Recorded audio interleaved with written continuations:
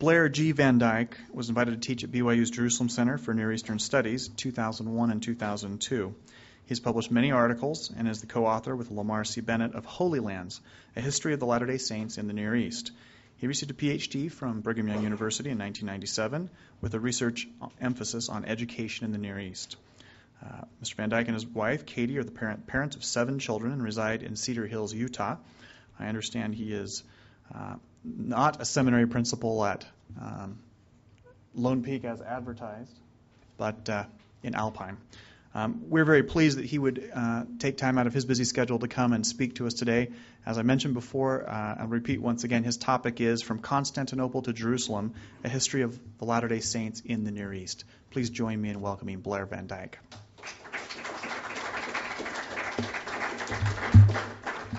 Thank you.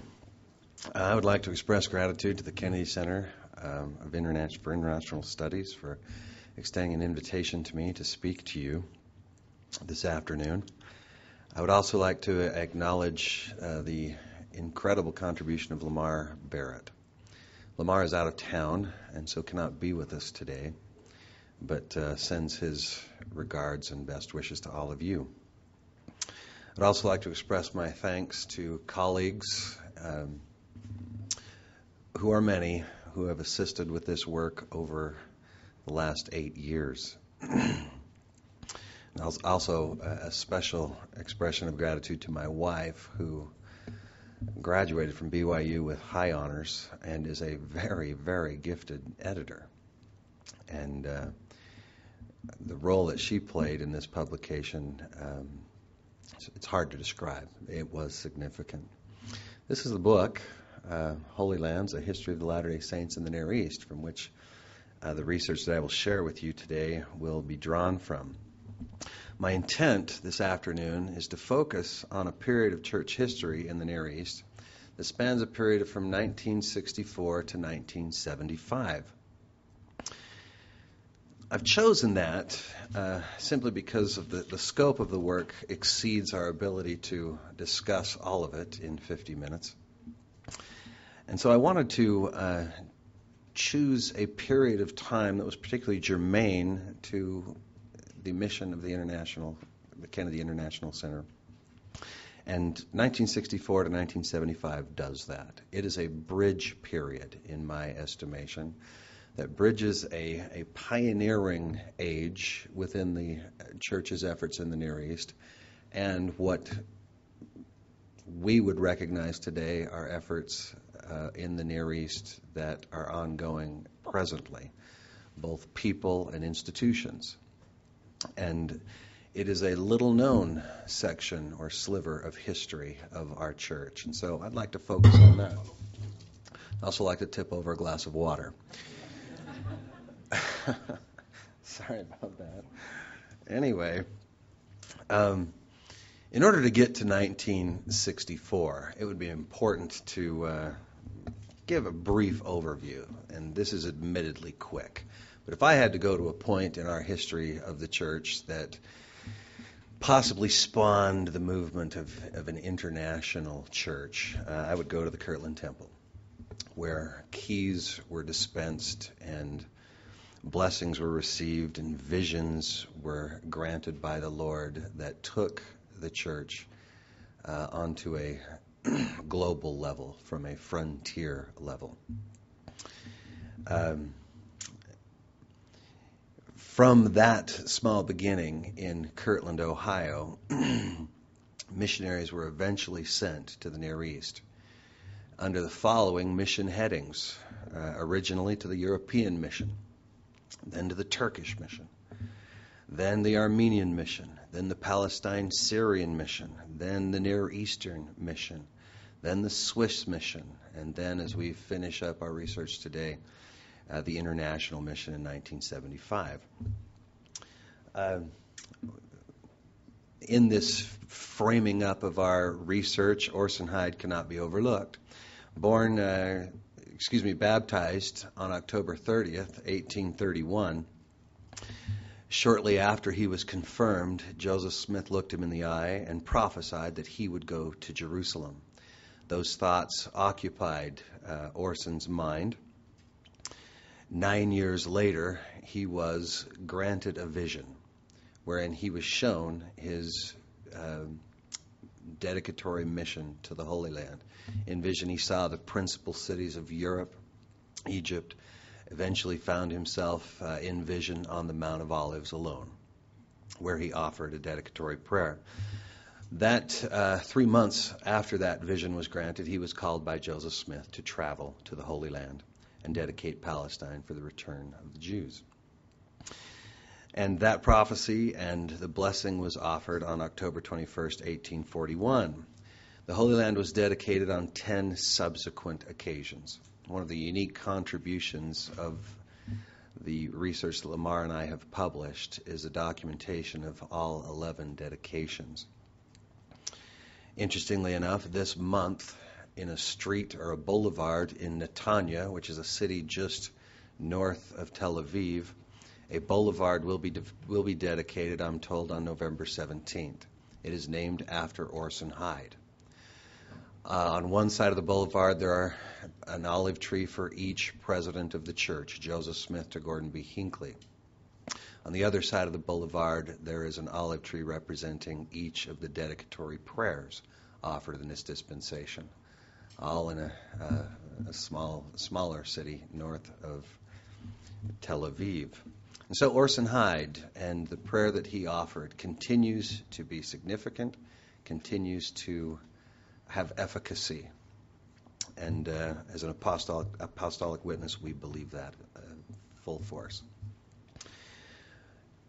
In 1873, George A. Smith, who was then serving the first presidency, led a dedicatory mission to the Holy Land. And in company with several others, Lorenzo Snow, Albert Carrington, Lorenzo Snow and Albert Carrington are also members of the Quorum of the 12. Eliza R. Snow, who was then the president of the Relief Society, also traveled in the company. Faramores Little was a prominent businessman in Salt Lake City. He brought with him his 12-year-old daughter, Clara. She was the traveling companion of Sister Snow. I went too far. And then one additional member of the company was Paul Shuttler. He was a linguist, and the Holy Land was dedicated on 3 occasions on that 1873 tour. The very first missionary to visit the Holy Land and serve there and preach the gospel there was Jacob Sporey. And again, in the initial footings, in the roots of the Church of Jesus Christ of Latter-day Saints is the commission to take the gospel to the entire world. And so, when requests were made, when it was at all possible, the first presidency would send missionaries to teach the gospel anywhere in the world. India, Japan, Palestine, Turkey, wherever that might be. A request came from an Armenian named Hagop Vartugian. The request was that he wanted to receive the gospel, and through the European mission, Jacob Sporey was sent to Constantinople, where he arrived on December 31st, 1884. He baptized Hagop Vartugian, who'd been waiting anxiously that day. And 2 years later, Jacob Sporey, after serving in Constantinople, was then directed to travel to Palestine, where he served as the first missionary in Palestine. There, as many of you are aware, he baptized Johann Jorg Grau on September 3rd, 1886.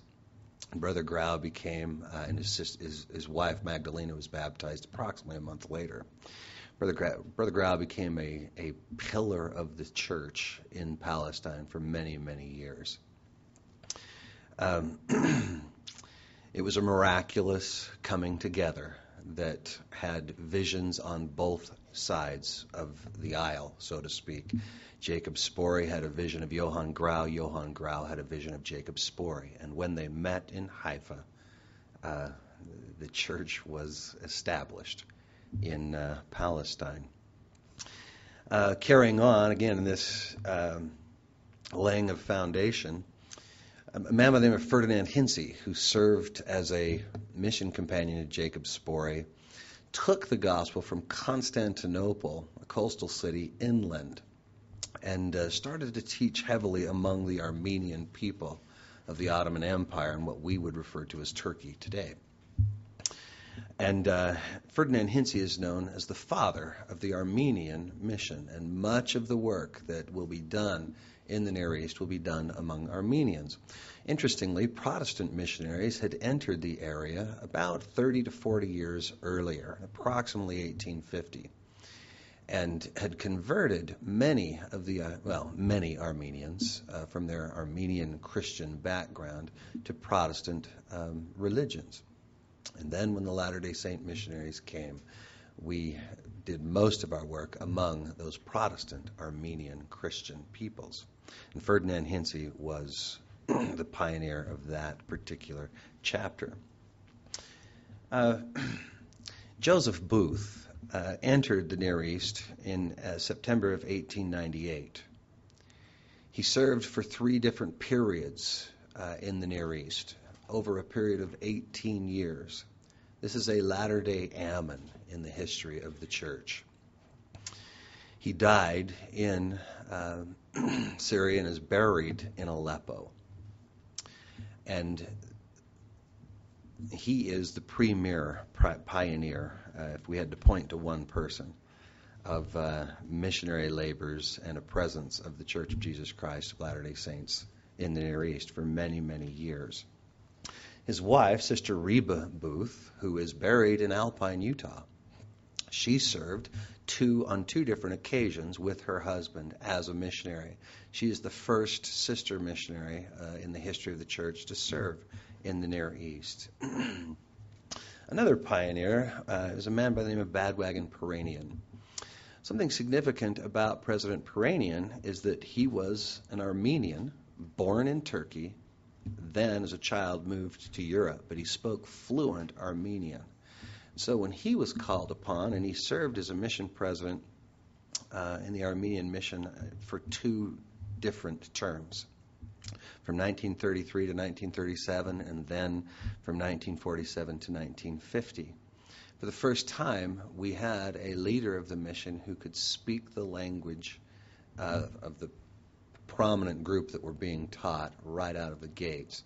As a general rule of thumb, up to President Peranian, it took somebody a year to learn the language at a level where they could speak it fluently enough to teach the gospel. In that regard, the first presidency called upon President Peranian again and again and again. However, the missions in the Near East were closed, generally speaking, as a result, this may sound familiar, to tumults and difficulties, wars in the region. We're experiencing something like that with the Jerusalem Center for Near Eastern Studies. One day the prophets will send us back there, but in the meantime we wait patiently. And such was the case after President Booth's first stint of service. He was called back because of regional unrest. Then his second, called back because of regional unrest. Then his third, the same with President Peranian. There were horrible slaughters among the Armenian people that were conducted within the Ottoman Empire. World War I, World War II, and so forth. So that by the time we reach 1950, President Peranian is directed by the first presidency to close the Palestine-Syrian mission, pack up and leave. And they are gone for 13 years. And now we arrive to the period of time that I would like to focus on with you this afternoon. That is a time period between 1964 and 1975. As I mentioned initially, this time period is a bridge.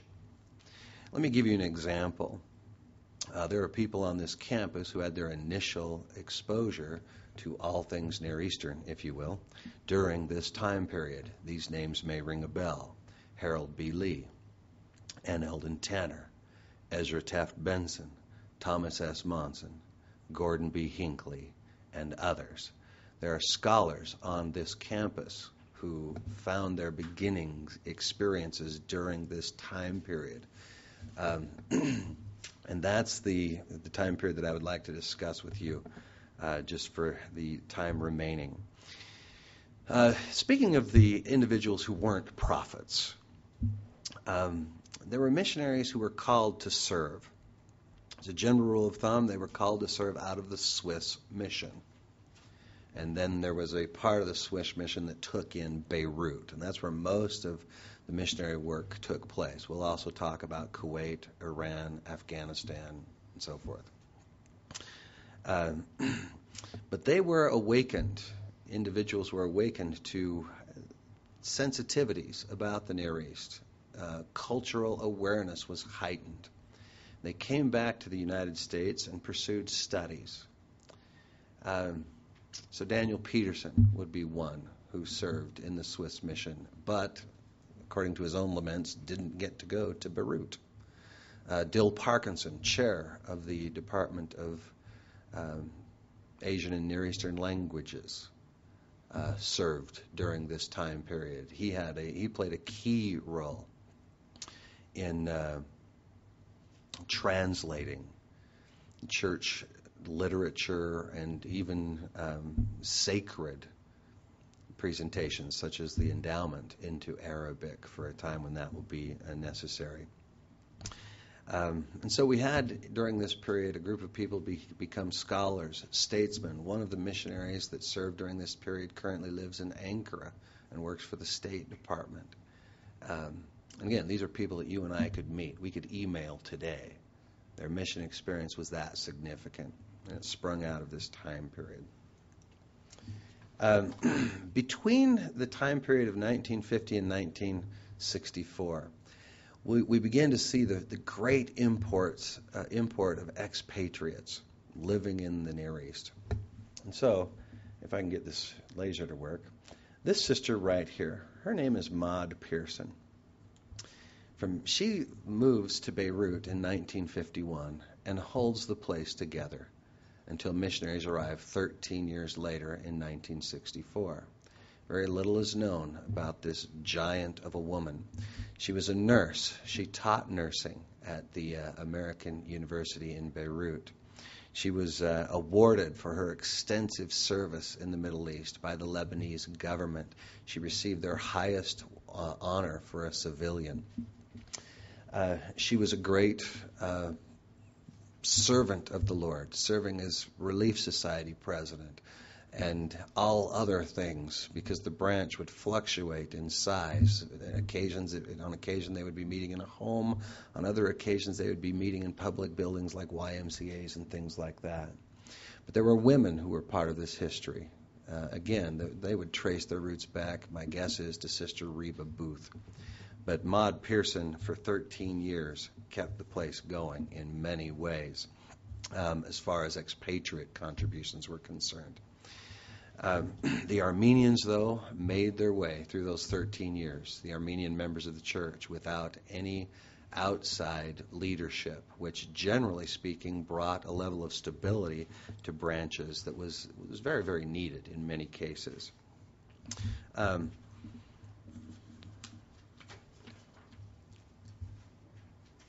The missionaries arrived in Beirut in February of 1964. Again, they'd been absent since 1950. Once again, they came from the Swiss mission. President David O. McKay placed the Middle East, or the Near East, under the jurisdiction of the Swiss mission in 1955. But missionaries do not arrive until 1964. Interestingly enough, when missionaries finally do arrive, they have great success. And one mission president referred to an assignment to serve in Beirut, Lebanon, as a missionary paradise. There were many mission periods, or time periods, according to the mission records, wherein the lion's share of the baptisms for the Swiss mission were not coming from Switzerland. They were coming from Beirut. So the missionaries were able to go there and find open hearts and open minds to the Book of Mormon, and they were willing to be baptized.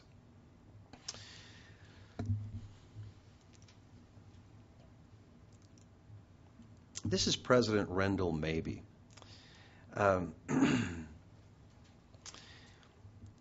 When he comes to the mission in 1967, he conducts a tour, and he visits Kuwait, Iran, Afghanistan, and Iraq, above and beyond Lebanon. So, for example, on March 8th, 1967, President Mabee landed in Kuwait, where he attended a branch meeting of 21 members of the church. Generally speaking, these these members of the church, were expatriates. They were working in fields such as oil or education in many instances. But they were experiencing great isolation, and so the visit from the mission president was welcomed. He ministered there, reorganized the branch, and then hopped on a plane and flew to Tehran, Iran. There was a branch of 70 expatriates, 56 of which were active. And in Iran, under President Mabee's direction, what he refers to as the first convert baptism took place in that country on March 21st, 1967. From Iran, he flew to Kabul, Afghanistan. The branch was organized in Kabul in 1963, started by two. The initial group for the branch in Afghanistan was made up of two professors who were there to assist the people of Afghanistan in building and in teaching and in creating a more stable agricultural background. And from Afghanistan, he went to Baghdad. And there was not a branch in Baghdad at that time. But there were two families, Latter-day Saint families, living in Baghdad. And on March 22nd, 1967, President Mabee organized those two families into a branch. And it's, again, we take our organizations for granted, possibly, but it's inspiring to read the accounts that these families give of how they are organized by one who holds priesthood authority into a viable organization of the church. They were so far away for so long. And these are stories that are yet to be told in great detail. And in fact, there are many of these stories. We were invited to cut our research off at 1975. We created that date. But there are things going on in the Middle East right now that are significant, that we don't necessarily write about in great detail because of the sensitivity of it. But the Lord has his hand and works throughout the world. This is just one case in point.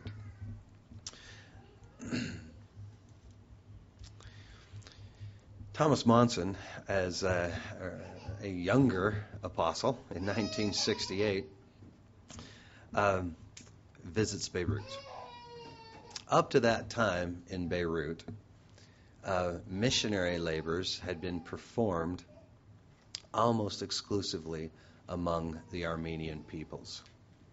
President Monson came and gave a directive that was very, very difficult for missionaries, mission president, to follow, but they did so faithfully. The president of the mission was a man by the name of Elmer Christensen. President Monson toured the branch in Beirut, contemplated the condition of that branch, and then gave the following directive. He said, "I do not want you to proselytize among Armenians any longer." He felt impressed that there were many Armenians who were joining the church solely for the purpose of expediting their emigration to the United States. I'm confident that was difficult for President Monson to initiate. I'm also confident from the records that it was a difficult directive to receive. And yet, as a result of that directive, some very important developments took place. but it was a big leap of faith. President Christensen had no idea, as President Monson left the mission, what he would do. Without the ability to proselytize among Armenians, he was at an impasse. The missionaries met with him and asked, "How should we proceed, President?" And President Christian invited them to leave the building for a period of about 45 minutes. He said, "You come back, and in 45 minutes, I will have an answer from the Lord." Well, the missionaries came back, but that was after Elmer Christensen had knelt and prayed and asked God what to do. He had an idea come into his mind that the missionaries could spark conversations among the Lebanese people who weren't Armenian by conducting a survey, asking them questions. How do you feel about the role of prophets? How do you feel about the role of Scripture?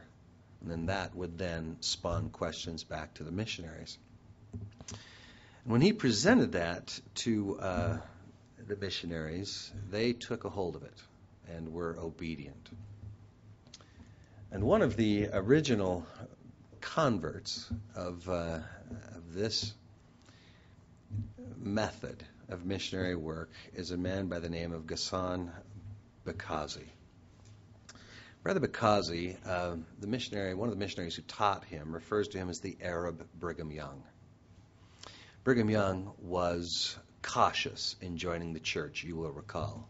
He read the Book of Mormon very carefully. He did not jump into baptism in the church as many of his peers did rather quickly. It took a great deal of time. And in that regard, the comparison is reasonable. Elder Stephen Swallen and Elder Alan Plowagen were knocking on doors in Beirut. They knocked on a door that had inside a group of young adult Lebanese young men and young women. One of them was Ghassan Bakazi. He mocked the missionaries openly, taunting them coarsely, and then he slammed the door in their face. In personal conversations with him, he told me that as that door slammed shut, he had feelings of sickness come over his heart. He knew he had done something wrong. And as he sat down, and his peers, most of which in the room were his cousins, were laughing at how they had just turned away these Mormon missionaries. Oh, by the way, they had been instructed by their Christian minister to turn the Mormon missionaries away as quickly as you possibly could. And as he was being congratulated, the feelings continued to well up in his heart, and he could not stand to not go find those missionaries. He chased them down the street and said, "Come back." Brought them back to the apartment where the missionaries taught him and his cousins and other peers about the restoration of the gospel, about the prophet Joseph Smith, about the first vision. At this moment, Brother Bakazi looked Elder Zwollen straight in the eye and said, "You don't really believe that story, do you?" Referring to the first vision of Joseph Smith. Elder Zwollen focused his eyes on Ghassan Bakazi's and said, "Yes, I do. And this book is proof that it's true." Handed him a Book of Mormon. Brother Bakazi handed that book to a female cousin and then put his finger in the face of these missionaries and said, "You're only here to avoid the draft," referring to things going on in Vietnam at the time. The missionaries then sparked back with a brief but poignant testimony and walked away. Ghassan Bakazi was haunted by that testimony. He borrowed the Book of Mormon from his cousin and read.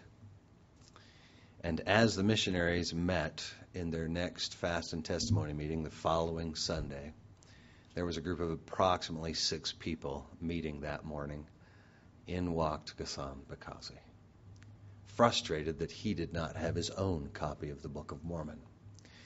But as he noticed that the meeting was one of sharing, during a lull in the testimony action, this young Lebanese man stood, pulled the Book of Mormon out of his pocket, and said, "I know this book is true." Within a period of days, he went from mocking to testifying. Now, I mentioned he's kind of like Brigham Young. And so you can deduce from that he does not join the church quickly. The missionaries thought they had one, so to speak, in the bag. But that's not the way it played out. In Jonah-style fashion, according to Ghassan's own account, he fled in a variety of ways. His father was troubled by the prospect of him becoming a Mormon, encouraged him to go to Egypt to enroll in medical school.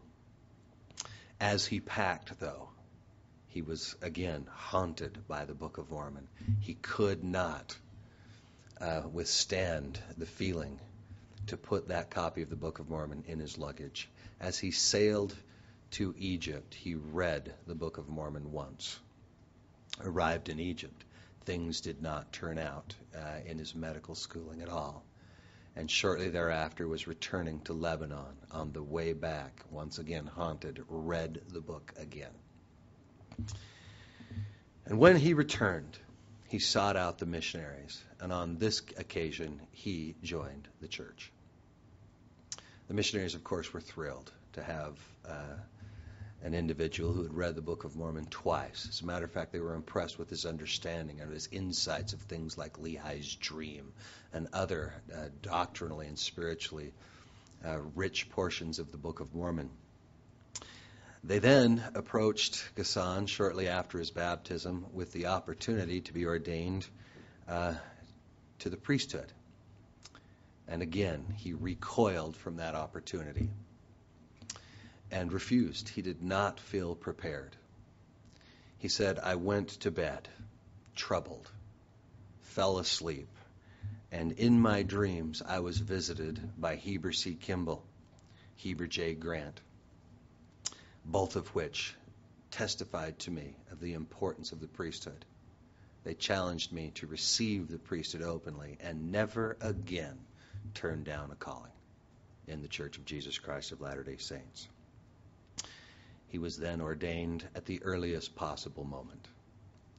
Brother Bakazi went on to marry a Hawaiian, of all people. They live in New Mexico, sealed for time and all eternity in the Holy Temple. He's a wonderful, wonderful man. Has children who, I don't know if he has any kids right now at BYU, but as of a couple of years ago, he did.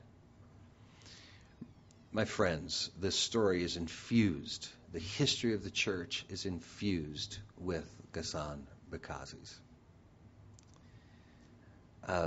How this story will play out, of course, is in large measure unknown.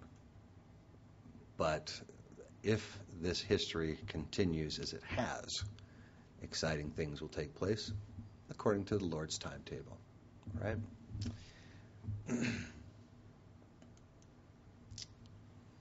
That's a young missionary named Dilworth Parkinson. Are any of you students of Professor Parkinson? All right. Well, you can tell him he's famous. Prior to our research, now Lamar knew that we had this 1964 to 1975 period of history in the Near East because his son-in-law served in Beirut during this time period. But so far as I know, very little has been written. The chapter in our book is possibly groundbreaking. I want to be as conservative as I can here, but to my knowledge, Dilworth Parkinson's story is not public knowledge. Those of you who attend his classes, how many languages does he speak?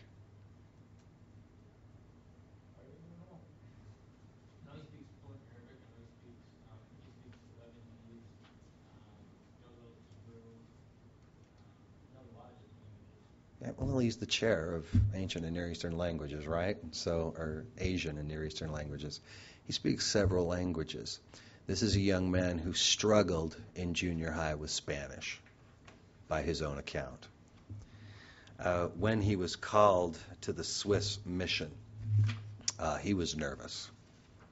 When he was sent to Beirut, he was very anxious. He felt like he did not have a gift with languages at all.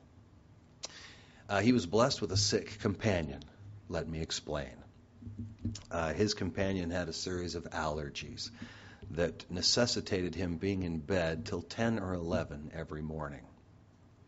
When Elder Parkinson asked President Christensen, "What should I do?" President Christensen gave him a charge.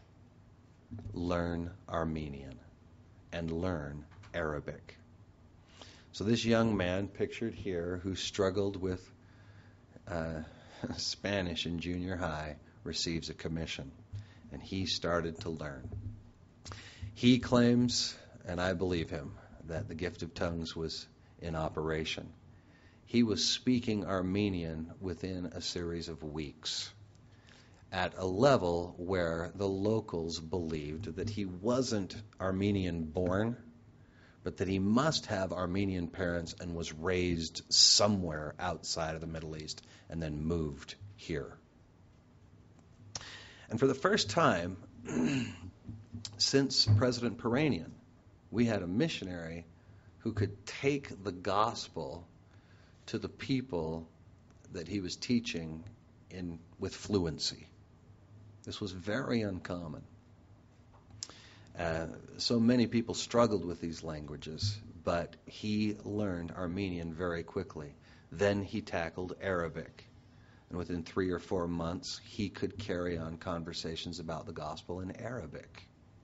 And what Dilworth Parkinson did, and he would be hesitant to tell you this, I'm sure, but this is what the history states. He established a missionary training center of sorts in Beirut. He would take the surveys that President Christian had invited them to participate in with people that were only in English. He translated them into Armenian, and then he taught them to his fellow missionaries. So he went from only English to now teaching the people in their own tongue. His frustration at not knowing Arabic spilled over, and he had an Arabic-speaking friend read the survey in Arabic. He memorized it, and from that memorization came the seeds of his ability to speak the language. He then taught his peers, his fellow missionaries, Arabic, so that they could teach basically any door they knocked on that showed interest. The missionaries from this point forward could speak to them. And so the missionaries who served with Dilworth Parkinson openly claim that he deserves some kind of credit for being a pioneer of the day, because the missionary labors from that point on were never quite the same. And again, he came home, and the influence is still being felt. We need to shift gears here. Harold B. Lee, September 1972, the first president of the church to visit the Holy Land in this dispensation. That visit was incredibly significant, according to David Galbraith, for 5 reasons. Number 1, the Sabbath day was moved to Saturday. Number 2, the Orson Hyde Memorial was announced, that we would pursue the building of a memorial to Orson Hyde. Number 3, the Book of Mormon would be translated into Hebrew. That was one of his wishes. Number 4, a building would be constructed. Some sort of building should be constructed in Jerusalem for the saints to gather in. So a physical presence of the Church of Jesus Christ in Jerusalem that we controlled. Up to that point, that did not exist. And then finally, and very significantly, the Jerusalem branch was organized as a result of this visit of Harold B. Lee. Now, we have pioneers of the church in this room right now in the Near East. who look to this day as the most significant day in the history of the church in the last 3 to 4 decades. David Galbraith, the president of the mission, of the Swiss mission that traveled with President Lee, was Edwin Q. Cannon. He just passed away recently. And for those of you who know David Galbraith, he wanted the old school picture instead of a more contemporary picture. So that screams 70s, which is great. That's when these events were happening. That's David and Frida. Edwin Q. Cannon anticipated a group of students coming to Jerusalem from BYU, one of the early travel study groups, one of the early bigger ones. And he said, we need a branch organization. Turned to President Lee, would that be all right? I feel impressed that we should organize a branch. President Lee authorized that, and David Galbraith was called as the first branch president of the Jerusalem branch. And we have one branch president of the Jerusalem branch in the room here with President Ogden. Any others? Okay, wouldn't want to miss any if we had any here. But David Galbraith was there on September 20th, 1972, and was called to be the branch president.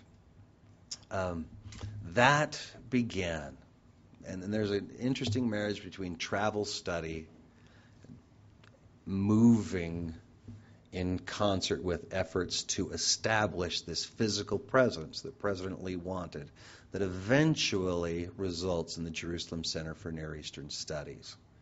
And that is a big, wonderful, miraculous story that we can't go into in detail today. Beginning in 1975, because of the civil war in Lebanon, missionaries were pulled out. And that's where we brought our history of the missionary labors there to a close. Today, many things are happening. Of course, absolutely nothing in Israel. There are others who will be able to write additional stories about Jordan and Egypt, Kuwait, Afghanistan. I have a student in a class right now who has spent the majority of her life living in Saudi Arabia as a member of the church. But we would be errant if we left today in just the final couple minutes without mentioning the significance of Howard W. Hunter.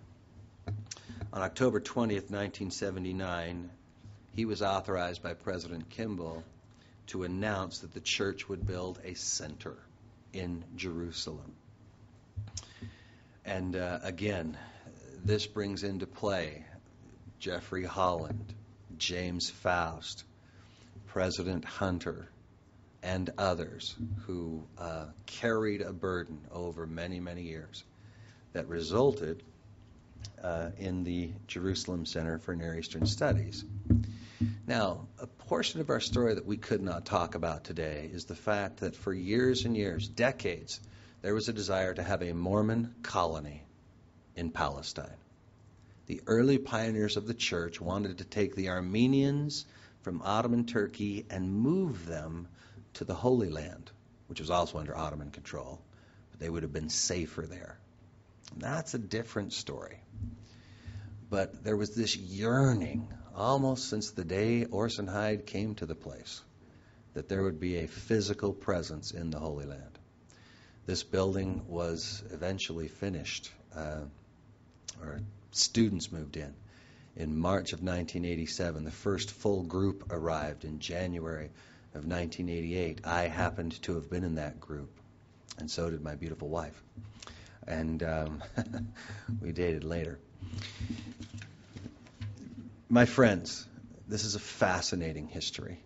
It is worthy of additional research and study. The field is wide open. If you have sat here as a young academic or an old academic and something within you is stirred, go search.